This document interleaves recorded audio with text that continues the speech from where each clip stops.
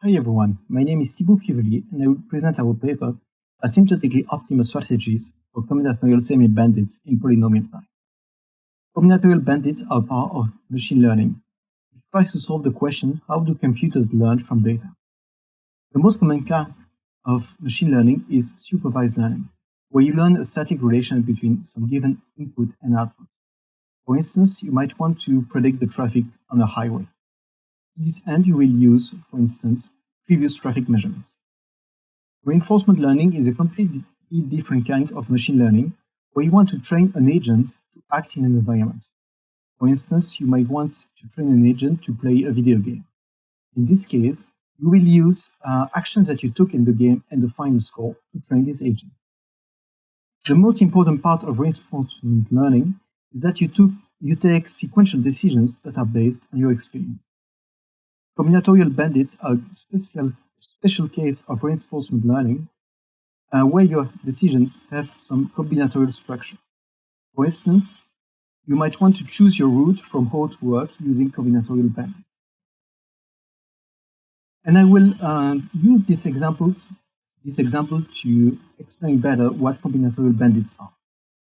So how do systems like Waze determine the best path to propose you as a navigator? It's really easy to do once you know the congestion everywhere on the road network. However, how do you know this congestion in the first place? You have to send drivers on the roads to estimate this congestion. And that really directly leads you to the exploitation dilemma.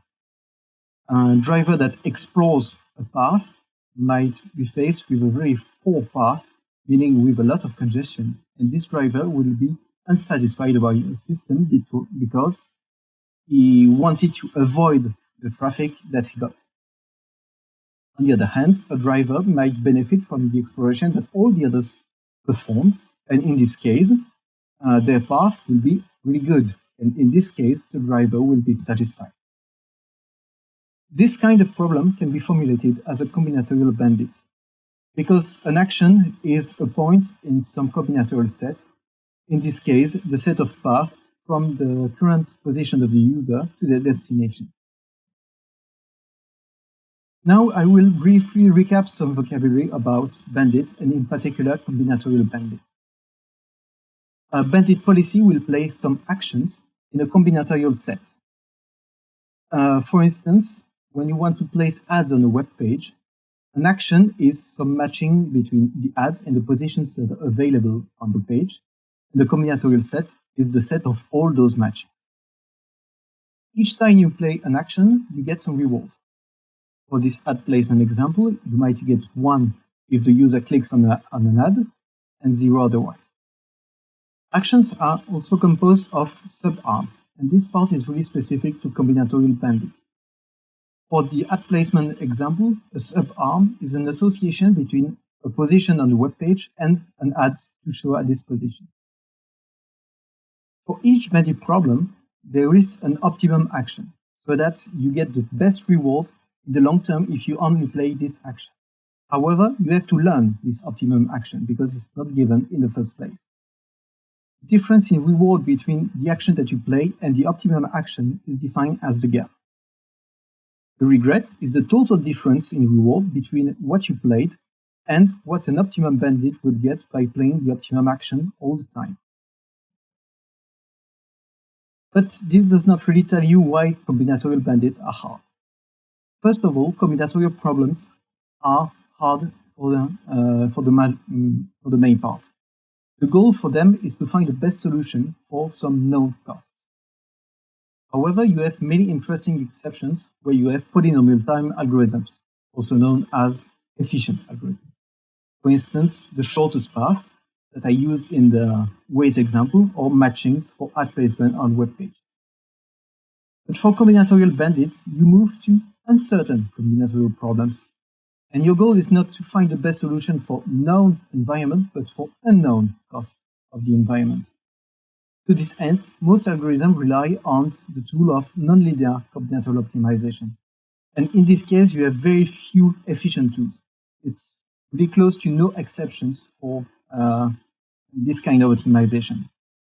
However, In this talk, I will present one technique to solve this kind of problem in polynomial time, albeit with some approximation. This algorithm is based on the Graves-Lai bound. This bound indicates what is the minimum amount of exploration that you must perform in the long term. This minimum amount is needed so that you are sure that you are playing the best solution and not some solution that is quite good but not the optimum. The decision variable of this optimization problem is alpha, the frequency at which you should play each solution x. The objective function is your total regret for the current policy, and the constraint is that you must be able to distinguish the optimum solution from all the other solutions. As you can see, this formulation has quite a few computational problems. It's huge. It has a large number of variables and a large number of constraints. You have one variable and one constraint per combinatorial solution. For example, if you are dealing with the shortest path problem, you have one variable and one convex constraint per possible path in your graph. However, in this talk, I'll present TLDG, which is a solution to this computational problem to solve approximately this bound in polynomial time.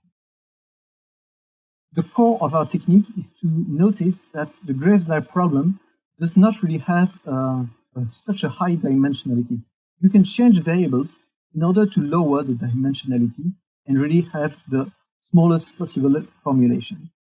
We choose to use the sub-R frequency as the variables, which means that we only have a very low number of variables. Regarding the constraints, we use a non-smooth formulation, which means that we replace the for-all operator by a maximum so that we only have one non-smooth constraint instead of a huge number of convex constraints. This is our new formulation. I'm not going into the details, they are in the paper if you want them. This formulation is not yet good enough to be solved in polynomial time due to this constraint. So we penalize this constraint using a weight lambda, and we put this constraint into the objective function. When the weight is large enough, then you are sure that the optimum solution will have all the constraints satisfied, so that the objective value will be the same as the previous formulation, because all the constraints will be satisfied. In this formulation, we have a convex non-smooth objective function with only linear constraints. And this looks much more amenable to polynomial time algorithms. We solve it using a projective subgradient method. There are really three important parts to guarantee that our algorithm can reach a polynomial time complexity. First, we need to be able to evaluate the objective function in polynomial time, even approximately. And that is the issue I'll tackle next. Second, we need to ensure that the subgradient method will converge fast enough, meaning in a few iterations. To this end, we generalize non-convergence results to our case. We can see that approximate budgeted optimization is not really a problem to have a good convergence. Finally, to perform the projection, we need a fast algorithm, but this problem is just a smooth convex objective function subject to linear constraints. It's a problem that's been really studied a lot, and we have none result from the literature that says that we can solve this problem in polynomial time, for instance, using integer point method.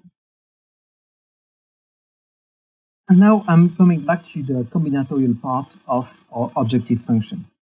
At each iteration of our subgradient method, we need to evaluate the objective function for the current solution W. So we have to evaluate this nonlinear function over a combinatorial set.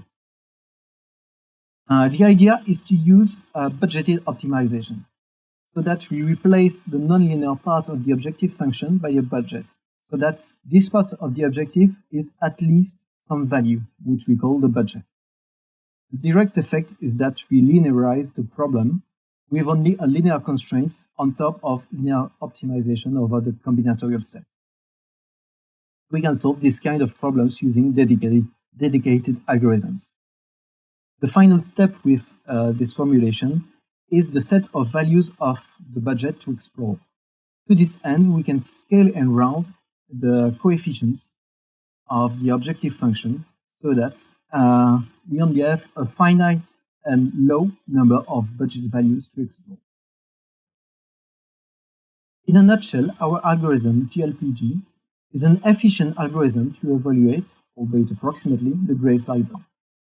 It can be used within a bandit policy, such as OSSB, to reach the asymptotic optimum.